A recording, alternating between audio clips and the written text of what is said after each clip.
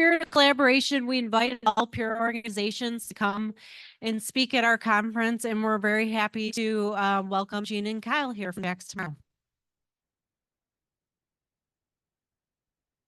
Good morning. Great to be here. I'm Jean Weinberg. This is my husband, Kyle Sepiel, and we're really proud to be here today to talk about Jax Tomorrow, our foundation. And I wanted, thank you. We're really proud to be here today to talk about Jax Tomorrow. But before I do that, there would be no Jax Tomorrow without Jack. This is Jack. Jack is 7 years old. He's living with PURA syndrome, and we're living in New York City. This is just a couple of photos that we selected to show our beautiful son. As you can see, there's a photo of Jack getting ready for Halloween at school. A picture of him meeting a dolphin last year on vacation down in Florida. A picture of him swimming in the pool. And last but definitely not least, Jack riding, an activity we do most Saturdays with him that he loves. Our goal is for Jack to be able to enjoy as many activities as possible that a typical kid would be able to do. There would also be none of this without our family. Jack is the adored little brother of Sid and Charlotte. Charlotte is 11 years old. Sid is 13 years old. And Jack is absolutely adored by him. They love cheering Jack on during physical therapy, reading to him at nighttime, and swimming in the pool with him. On the top, you could see a picture of Charlotte holding Jack during a vacation this past March. I think her smile probably says it all. And Sid, our oldest, who shares a room with Jack, embracing Jack outside of his school during his first day this past September. And they are Jack's #1 champions.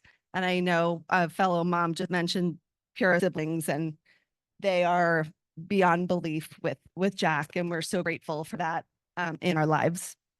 So we're really excited to be here today to talk about Jax Tomorrow. Thank you to PURA Syndrome Foundation presidents, to Liz and to Eva for inviting us to speak here today. We truly appreciate your friendship and your collaboration. I know that some of you follow Jax Tomorrow on Facebook and Instagram. Thank you. But we're here to share more with you about why we started Jax Tomorrow, our mission, and our partners, a number of whom are here today. First off, what was our impetus for starting Jax Tomorrow? We got our diagnosis when Jack was about 1.5 years. We were told by our neurologist at the time there was no treatment and nothing we could do. Jack would just never walk and he would never talk. There were about 250 patients diagnosed at that time. After the news sank in that January, fast forward, Kyle and I, 5 months later, attended our first PURA Syndrome Foundation conference in Quincy, Mass, that June of 2019. And it is great to see some familiar faces from that time in 2019. We loved meeting their families, and we began to feel like we were not in this alone. We also realized that while we were trying to do the best for Jack, day in and day out, trying to get him the right PT, right OT, the right speech therapist, we also felt really passionate about the science, particularly given the advancements happening in other diseases. We wanted to help do everything in our control to help find a cure for PURA syndrome. As have been the case for some of you, when the neurologist delivered our diagnosis, that nothing to do became our driving force for starting Jax Tomorrow. We are funding research to help find a cure for PURA syndrome for the children and for the adults living with this very difficult genetic disorder every single day. We are not willing to take no for an answer. And when we walked away from Quincy, Mass that June, we felt like there had to be more we could contribute. Kyle's background is in finance and mine in politics and communications.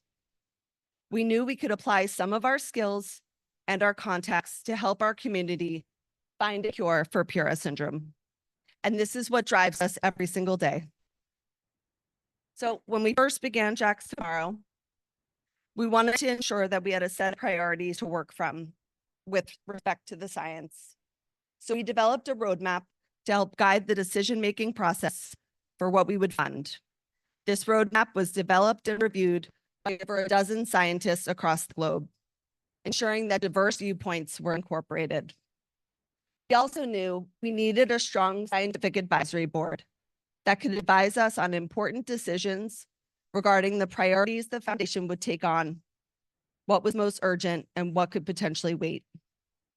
This scientific advisory board, we're so thrilled Andrea is here today. Great, we're so happy to have your smart mind on this, as well as Dr. Robin Sussman and Dr. Dan Ackerman, fellow PURA parents and brilliant in their strategy, who have given us invaluable experience from their expertise working with different labs and negotiating different contracts, flagging us when things came in above cost and when something didn't look right.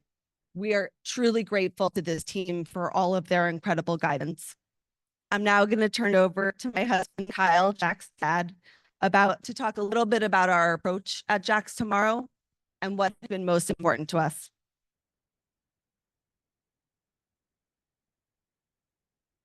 Awesome. Thank you, Jean, and thank you once again for allowing us to speak here today. There's a few things about our approach at Jack's Tomorrow that we wanted to make sure to mention today, so you can have a sense of how we operate and what's most important to us. We believe in transparency. We've been adamant about the transparency that Jack's Tomorrow expects from everyone that we work with, including the scientists that we have selected to partner with. Collaboration. We believe that collaboration is and will be key to our success. We absolutely need to collaborate for the sake of our kids and those living with PURA syndrome. We really believe that we are stronger together.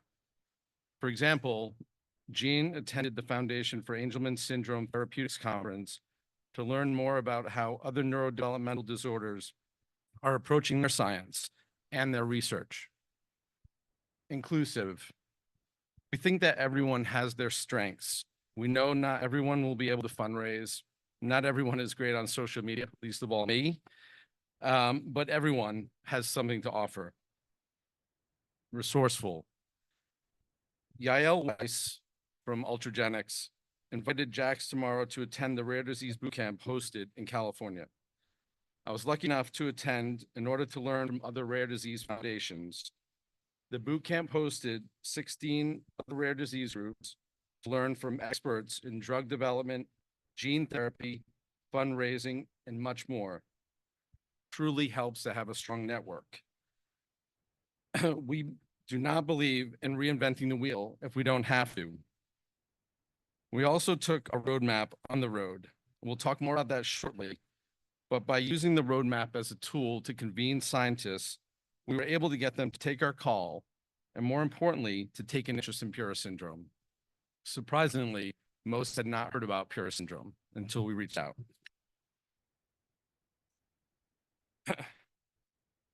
Jack's Tomorrow. We mentioned earlier in our presentation about Jack's Tomorrow being resourceful. To that end, we used our roadmap to set up a call with the Jackson Labs. And because they heard and saw our roadmap, they agreed to create a PURA mouse model through their grant with the NIH. We are so excited that Dr. Vincent Pons is here today from Jack's, and he'll talk about the mouse model later this afternoon. Thank you, Vincent, for your incredible hard work on the PURA mouse model. From all of us, we truly appreciate your efforts. Similarly, we use the roadmap as an excuse to reach out to the Baylor College of Medicine, to their renowned center for precision medicine models because of their excellent reputation.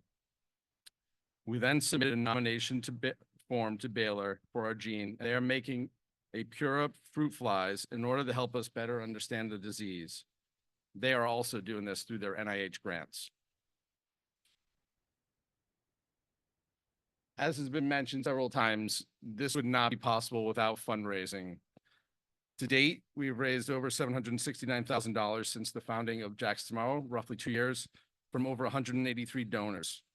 That funding has meant the ability for us to fund research at top-tier institutions. Thank you all. Thank you to all of our donors. We would not be here without all of your support. As the roadmap was developed, we began meeting with scientists who we had met or been introduced to through our networks, trying to select the best partners who are motivated by helping to find a treatment and a cure. We're thrilled to have Dr. Youngwei Zhang here today from Yale. First, we issued a $250,000 two-year grant to the Yale School of Medicine. Their grant is to conduct analysis on the mice, which are part of the JAX mouse model creation, and to study PURA expression via Malik-1, which Dr. Zhang will talk about in much more detail right after us. Second, we committed $180,000 for a two-year grant to the Hospital for Sick Kids in Toronto to set up a worm model as well as a zebrafish model to allow us to test the effects of different potential drugs, as has been mentioned earlier, drug repurposing. We are pleased that Peter McDonald could be here today, who has been working closely with Dr. Jim Dowling, who some of you may recall spoke virtually at the PURA conference last year, and he sees several PURA patients at home in Canada. You can help. As we mentioned, we are all in this together. Visit our website, www.jackstomorrow.org, to donate, to volunteer your time, or to help in any way. We are really excited about this. We're actually hosting our first annual golf outing to raise money to fund research for PURA. We're going to be hosting it this fall on Long Island at the West Hampton Country Club. So if any golfers are in the room, anybody wants to get involved, we're really excited for this. Should be a great day and for an incredible cause. Get involved, please. As has been mentioned earlier, we are all in this together. We need to work collectively to find this, to fund research and to promote a cure for our kids. So follow us on Facebook, LinkedIn, Instagram. And last but not least, reach out to us. Gene and I are always available. Love to chat with any family about what we're doing, how we're doing it, what's working for Jack or what isn't, or to hear about what's working for your kids and where we can be collaborative and work together. You can reach us. Our email address is there, gene@jackstomorrow.org or kyle@jackstomorrow.org. We can't do this alone. And so now it's my pleasure to introduce Dr. Youngwei Zhang. Dr. Youngwei is a professor at the Yale School of Medicine. He's the chief of medical genetics at Yale New Haven Hospital. He has an MD from Shanghai Medical College and a PhD from Baylor College of Medicine. He's board certified in clinical genetics and medical biochemical genetics. Dr. Zhang's clinical focus includes born errors of metabolism and genetic neurodevelopmental disorders. He directs the Yale National Organization of Rare Disease Center of Excellence and researches human neurodevelopmental disorders, notably autism spectrum disorders and various syndromes. We were lucky enough to get introduced to Dr. Zhang from our good friend and mentor, Dr. Allison Berent, who is the Chief Science Officer for PAST Angelman Syndrome Foundation. So with that, Dr. Zhang, pleasure to see you again. Thank you, sir.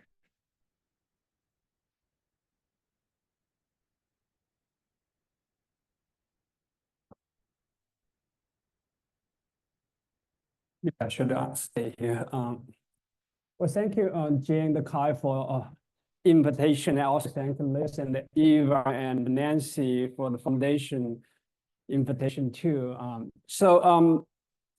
As a Kai kind of suggesting from my kind of by sketch, so I'm a clinical geneticist for my 25% clinic activity. I do half day per week, so I do interact a lot of rare disease patients, including PURA.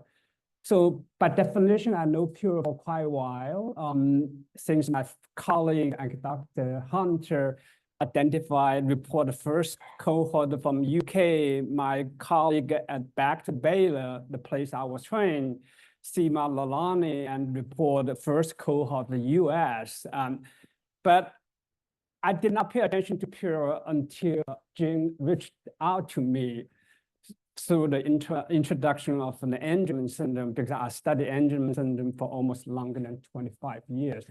So I was quite impressed for all of you because as part of my job, the rest of it, 75%, I'm doing research, try to help to figure out what's going on. A lot of questions you were asking, very, very impressive question during the QA session. So I'm gonna get into a little more technical because even many of you probably took the biology genetics while you were in the college and even high school, but many things are relatively new. It's a very, very revolutionary opportunity. So I have many slides. I can talk an hour, but I want to make sure you understand some of the concept. I really want to, at the end, hope convey the whole. I know taking care of disability kids like PURA, it's quite challenging for your family, also for a lot of physicians, as you heard. Many questions you pose, we actually don't have an answer to them and to you. So that's what we're here for, and that's also to my research focus on. So as I said, 75% of my research is dedicated. I see the patient in the clinic, I deliver news oftentimes. As a Dr. Hunter, I'm the person deliver first news to you all. Say, okay, we figure out your kids after many years or after a couple months on right now, much faster, your kids have a PURA syndrome. Now, oftentimes you're going to asking the question, even sibling will asking, now what do you do about it? So that's the question. Oftentimes, as myself, I would say, you can see my frustration and disappointed face and to your question, because I don't have much answer to your question. After I made diagnosis, what do we do about my kids? So hope that will change next decade or longer. I don't know, but that's what I'm here for, giving hope and the optimism in some degree, but also tell you the challenge. So as my lab is to try to work at this we call the DRAIN paradigm, to study, understand, my interest is to understand every kid with sort of neurodevelopmental disorder with genetic cause. Then we figure out in the clinic, and right now it's much simple, easy, of course, compared 10 years ago, because the sequencing technology, many of you, your kids are probably diagnosed with exon sequencing or genome sequencing. That's the revolution, unprecedented opportunity presented to the clinic. And the Yale actually is a pioneer for that. Yale was the first pioneer. You can use the exon for diagnosis. Then Yale was the first lab. You can use that one. Initially, research in the clinical, one is Baylor, one is Yale on my division. So the second is we try to understanding what the genetic mutation causing what we call the biology for the disease. So we need an animal model. We need like a human, we call polypotency cell on the brain organelle. They try to understand the pathophysiology and then come back to how do you treat it, then eventually move to the human and to successful therapy back to the patient. So we study quite a number of the rare genetic syndrome in the lab. So as kind of just many other syndrome, which Jane just kind of mentioned, a lot of the syndrome was recognized much early, and the lesson, the foundation, or parents all learn together can help the PURA foundation. So that's the purpose is. So we're adding PURA syndrome to the lab last November. Thanks, Carl, James, Jack Morris, kind of trusted to our research lab, and we're definitely excited to this project. I hope we can contribute, update to you all regularly. So when it comes to the rare disease, some you touched this one for the question and answer. I'm glad to hear the one people from online ask this gene editing, CRISPR. I will touch that one as a main focus. So as you kind of know from learning from a lot of your interaction with physicians, different specialty, genetics, neurology, other. So we kind of know the mutation is in the DNA. DNA will get into called transcribe to the RNA to the protein, which I think everybody learned for this one called central dogma when you took the biology class in the first year of high school. And then it come down to this mutated protein we called functional deficit, which people asking, what do you know? What happens if you get a PURA mutation? How do you cause the seizure? The answer we have right now, we don't know. Why we don't know? It's a big gap here. We have not figured it out. Even it's interesting, I talked to Kyle Jean last night. If you look at almost 3,000 neurodevelopmental disorder, PURA gene was discovered pretty early, 1992. Of course, linked to disease in 2014. So now you look at how much research has been done. Actually, it's very little. Compare many other genes, it's very little. So it's a collective everyone's effort. Why? It sounds a very, very interesting gene. Why we're now attracting many, many researchers? Because as you know, if you don't have anyone study, you will never making progress. That's a fact. We have about 5,000 genetic conditions. We told we have 10,000 genetic conditions. We figure out about 5,000 and go to the NIH and say, okay, we want money to do study. And the NIH said, well, we have 5,000. We're not able to support 5,000 at the same time. So you have to make the case to federal government to say, okay, that's what Jane and Carl did a very, very good job to connect to the Jackson and connect the Bailey. They already have money for the other disease. They just say, okay, adding the PURA to that one, that would be the first step. So now you can have a different way to treat the genetic syndrome. Clearly, many of you have done a lot of excellent hard work. You do the PT, you OT, you can modify diet and all together. Then many other conditions, clearly, genetic conditions, supplement, vitamin B, vitamin can be cured for certain genetic condition. Then come down to we call replacement. You're missing the PURA protein, we just give a normal one. So that's for almost 25 years, this gene therapy, just say, okay, you're missing PURA protein, let's give you a normal one. We know normal one looks like. Deliver back to you. That's called a gene therapy 1.0 version. Then just about 10 years ago, that CRISPR coming, they say, okay, now my kids have a genetic mutation, only 1 or 2 or 3 letters in the PURA gene. Your kids' sibling, if they get a high school or even middle school, they could ask you, well, you figure out a genetic mistake. What do? Go fix it. So that's very simple reasoning. Even you have high school biology, you're going to say, okay, go fix that mistake. 10 years ago, 5 years ago, if you high school sibling asked this question, I would say, yeah, it's a good idea, but in paper, or even just imaginative approach. But until CRISPR coming, you say, okay, yeah, I think we can do that. Technically, you can do that. It's a question, how do you deliver to the human? How do you deliver to the human brain? That's the 2 layers of the challenge. I will get in there in a second. So that's why you many approach, you can help your kids, but literally which one is most effective. I think the conclusion is very clear. If there is a safe or better way to do it, do the correction, to me, is my view. It's very straightforward by reasoning. Of course, there's a lot of challenge, right? You have genetic, go fix DNA. So, but to get to the successful develop, I call molecular therapy. I mean, many things you do, seizure medication, control, PT, OT, or other, is more symptomatic care. So what I'm more focused on, called molecular therapy, it took a huge amount of effort for sure. So this is the one in the community for all the foundation probably follow. It's the pathway.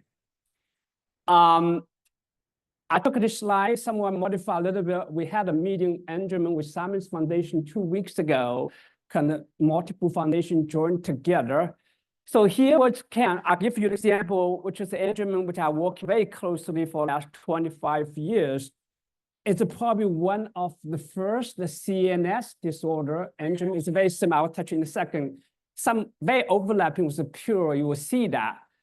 And probably one of the most likely next couple of years the molecular therapy will be in the reality. So that gives a lot of family a lot of hope. And also a lot of foundation try to learn with a successful story for Andrew. That's what I got to connect to Jean and when Allison, they know each other. Say, okay, who do you want to talking to? They said, maybe talk to me. I'm sure that's a lot of researcher, and then we are close, and Allison and capable to help. So what you can see, there's a lot of things. I cannot go detail. It's very technical. So you have to understand the disease biology. You have to have some model to test the new treatment, because you cannot go to human right away. FDA will say, no, you cannot do that.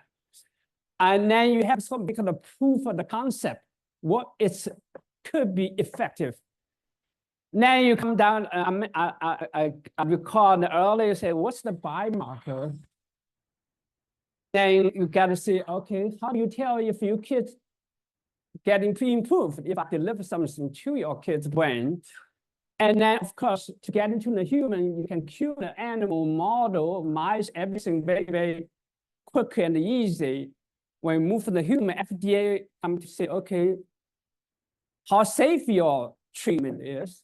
If it's not safe, they may say, okay, we're not allow you to go to the human. So you have to lot of work to get past the regulatory part. That's actually quite challenging. We learned that quite a lot. Because FDA is now very, unfortunately, FDA, of course, FDA knows, they are very experienced for common disease for centuries. They are not very experienced for rare disease, like a PURA.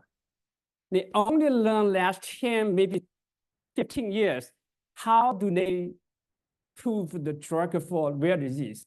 There is a kind of Orphan Drug Act. It's a flavor for the rare disease, but many people in the FDA, they don't have a lot of experience up to the last 10 years. They're starting to learn because we are doing a lot of better for the making diagnosis. And like you all, you can go always, you have to go to the listening session, tell them what your community needed. They will say, oh, wow, this is new to us. But every rare disease is a little bit different. So eventually you will have to do this. Many foundations go to the DC and lobby, and politicians say, my disease need more support from government. So then you have a lot of other, when you do this one, you may have like we touched that one already. How many patients do you have? How do you identify new patient? Because when it comes down to who support research, we're talking $1 million eventually to deliver treatment. And when you have to get a farmer to invest in this direction. When farmers come in, they're always asking, how many patients do you have? The more patients you have, their motivation is better. They are willing to engage you. Of course, during this process, you may generate intellectual property because you develop a new treatment that oftentimes help to promoting or supporting research. So Angelman is a pretty good story, as you can see, most plus or plus minus that's working on. And which is the syndrome, just very quickly, you can see list the feature. You can see quite overlapping with the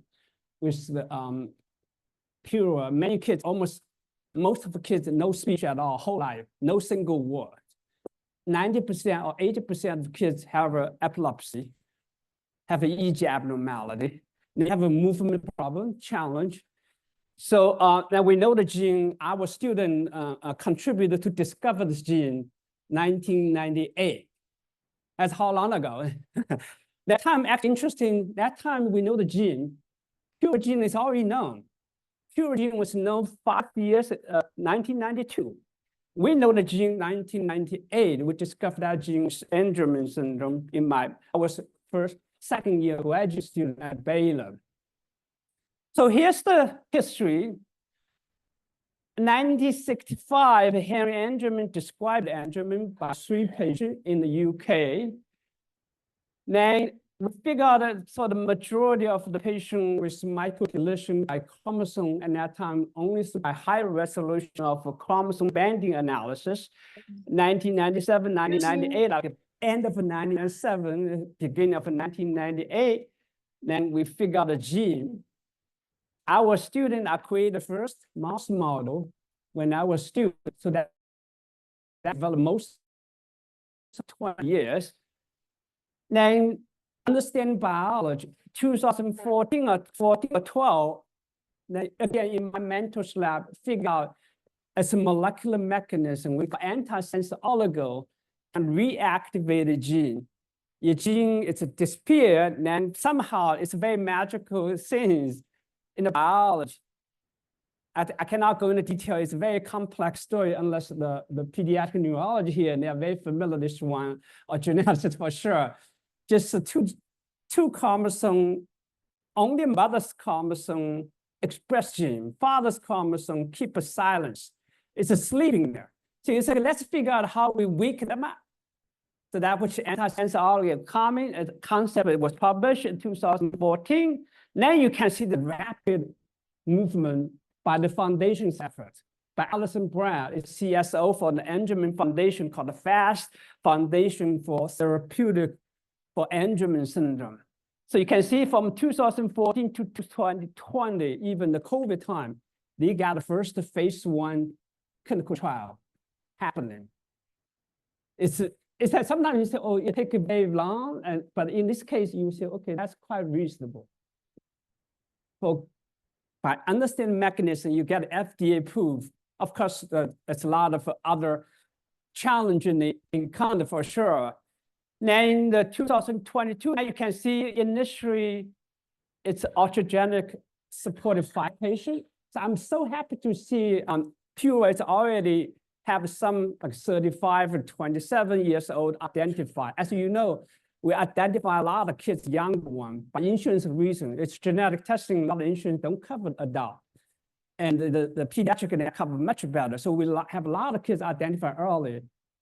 Yeah, we have 54 because the reason is I'm happy is when you have a molecular treatment, FDA will now allow you to testing younger than 18. They're gonna ask you testing 18 up first. If you don't have any patient older than 18, even you have a almost idea things very, very promising on hand, you cannot move forward, at least right now. Policy may change for certain condition, we call it very debilitating condition. FDA said, well, if these kids like no treatment, the life quality significantly deteriorate or certain condition called fatal, they may allow to younger patients. Actually, we had a meeting with the FDA's director. He actually opened for certain very fatal condition, just bypass that 18 to up year age and just goes to the younger one. So that's a very, very case by case. But what you can see by 22, the 3 major pharma, ultragenic, particularly Roche, everybody know, and you probably don't know the other company, and Ionis and ultragenic, which is Carl mentioned, it's dedicated to rare disease treatment. They launched the phase 1, phase 2 trial. Then 2024, in a couple months from now, they are moving for the phase 3, which tells you, interesting, we also learn a lot of things we don't know about it. For example, how some of this knowledge you only learn when you do this trial. For example, if your kids are 12, clearly there's a lot of challenge. So now we say, okay, we have to deliver normal gene, PURA protein back to his brain.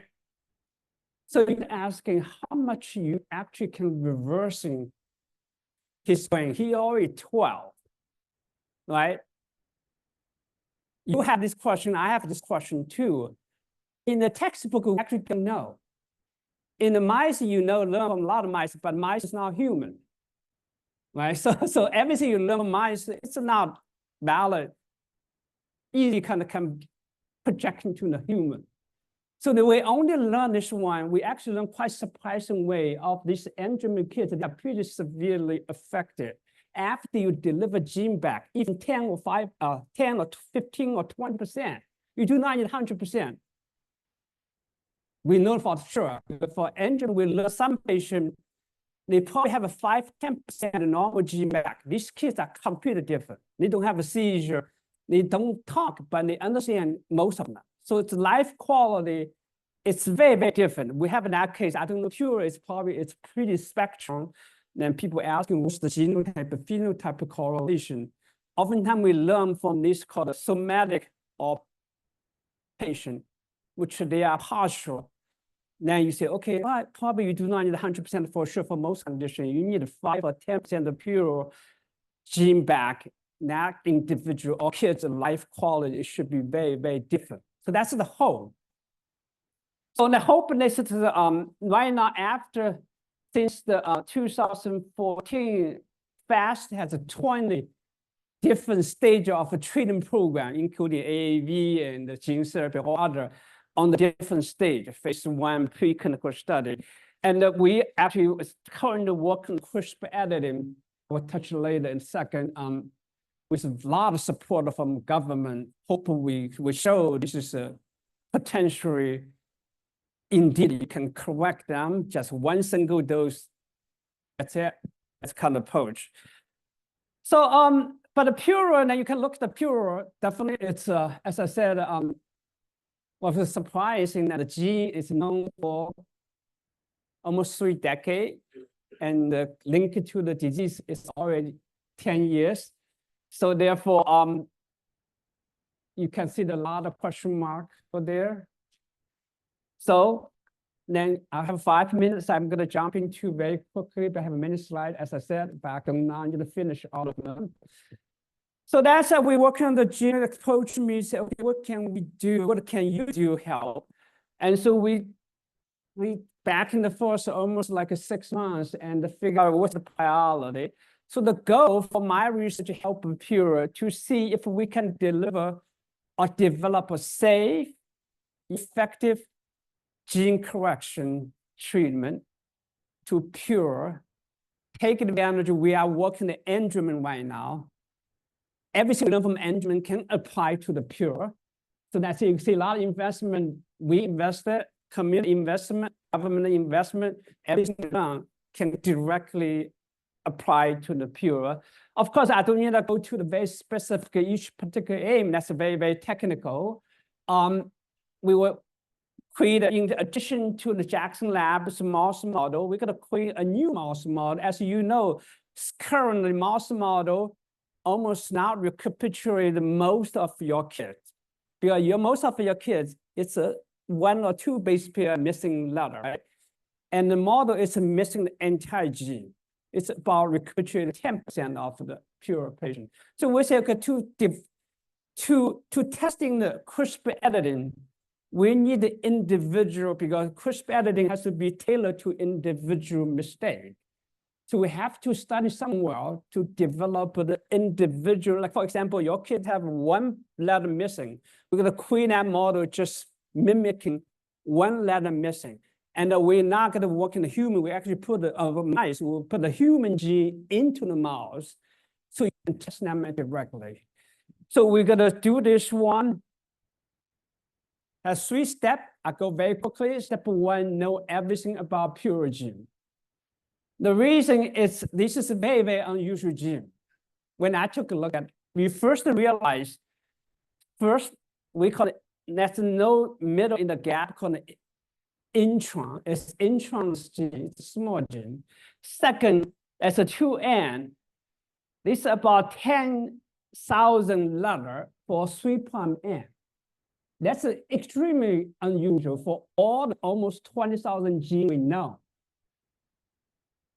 The reason we did a study in my postdoc, look at the entire genome, how many genes actually end up having a very, very long tail. You can see after 10,000 letters, it's almost close to 0. So that's the question, why this gene have this very unusual structure. We know the 3' tail is nothing, it's sitting there, no function. That's a function. We just don't know. But this is a very, very unusual gene, but look at it just face. But we have no clue what this long tail is for. Oftentimes the tail is responsible for how RNA is regulated, how stable the RNA is. It's always hype something which you can allow you, if you understand, you may be able to, remember, all your kids only have 1 mistake and 1 chromosome. Our chromosome is a complete normal. Either come from mom or from daddy, so we don't know which one is oftentimes. because most of the mistake is new to your kids. You both are perfect fine. So the question, whether you understand this one, is okay, if that's the case, you lost the 50%, you only have 50% left. Why is it a way to boost up from that 50% to a 70% or 60%? By any means, the kids will get a benefit for. But before you know that concept, you have to figure out how do you do that? So that's very, very interesting already. That's, I think that I took it from Jack Tomorrow's website. I think before I step in, I already thinking, okay, now we need to figure out on the other end, we call 5' end. The gene has a head and a tail, and the middle part is making the protein. So how do they regulate it? If you want to boost up for other normal copy, you need to understand how they regulate it. So that's what we come in. This is it's very surprisingly, you can see this is a PURA gene. Now somehow you have some kind of sibling overlapping here. That raises another question. You say, okay, what does these things to do this one? It's not completely separate. So one was initially isolated from the cancer cell. Now we actually did a quite bit of detailed work last 6 months. It turned out it's not as simple as we thought. And I see that we concluded very quickly. Now it's very, very complicated. But the key is whether that gene adjacent to PURA actually play a regulating role for PURA gene. If we figure out that one, you may say, okay, we now know how to upregulate a copy of the gene. So that's what we call the proof of the concept study. If we figure out the concept, then you say, okay, by doing this, you can develop a treatment. They're all on a molecular treatment. Then because I already end up with the talk, now I'm going to go step 2, we need a model. And Vincent from Jackson Lab, we're talking later today. We don't have a good model. And then because mouse is mice, then you say, okay, my kids' diseases all come here, and you cannot directly study here. How do you do that? So we need, because human and mice are different. Everything we learn mice is oftentimes, that's a challenge to move from the mice to human. So you need to create a human neuron, which is, I think we're working now. I hope that a foundation will generate this one. Sorry, this is it. So we were taking a patient's blood by magic sort of lab manipulation. If the skin or blood cell by another Nobel Prize technique, you can convert this one to the brain cell or convert, we call midbrain. It's not real brain, it's a midbrain. Now you say, okay, now I can really study how the question is why seizure happen. That's the way you could, at least you have a model to allow you to understand test first. So that's typically is a good patient, individual, just given 3 or 5 cc blood, and we take it to the lab and take 3 months, we convert into this one. Now you we can do it. So the lastly, we can embrace another technique, which of course you all know, which is gene correction. It's a gene scissor. Basically, you have a mistake, let's just go cut and make it a normal one. It's quite amazing. We can do that very relatively easily in the petri dish. Relatively easily in the lab. What? That's but there's no hope to do that. That's what I say. That's a hope. You have a genetic mistake. We can fix it. The question: how do you deliver to the kid's brain? That's the challenge. We come. Earlier, people mentioned the sickle cell. The first one, you can see how fast it's moving. The techniques only occurs initially bacteria 10 years ago. And then it's starting to look at cell, and then just late last year, FDA, both the UK and the USA, US approved this gene correction treatment. So then that's what we coming. We luckily get NIH is very, very, very supportive. They invested $240 million for first 4 years to develop this tool. In the second phase, we are in the second phase. They say how this tool can go to the human. So they push very, very hard. Another $170 million, just next 4 years, about 18 projects in the country. We are one of them.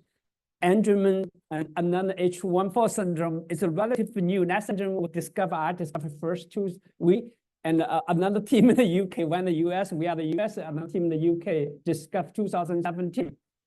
So sometimes Angelman took 25 years. What I really hope from now on, any new syndrome, new disease, not taking that long. That's what probably will be the case. So then my collaborator right now is deliver to the brain. It's very, very hard. Deliver all this to the brain is very hard because the human brain has a blood-brain barrier. Second, brain tissue is very dense. So we actually, my collaborator, he's a biomedical engineer, and he's very smart.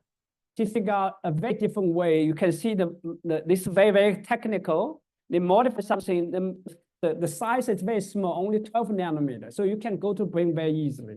So we're actually testing them in the mouse. It's very efficient. Go to the mouse brain by intrathecal injection.